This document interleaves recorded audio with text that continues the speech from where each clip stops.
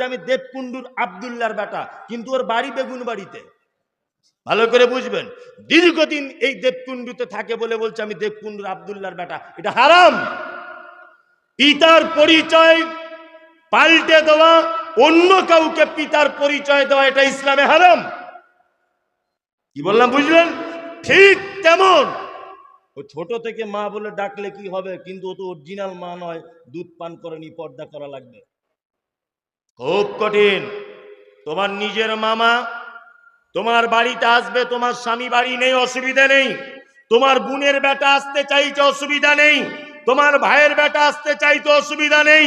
তোমার আপন চাচা তোমার স্বামী বাড়ি নেই, তোমার বাড়িতে আসতে চাইছে, অসুবিধা নেই। তোমার আপন মামা আসতে চাইছে, কোনো অসুবিধা নেই। তোমার আপন নিজের ভাই আসতে চাইছে, কোনো অসুবিধা নেই। তোমার দাদু নিজের আসতে চাইছে, কোনো অসুবিধা নেই। তোমার আপন নানা আসতে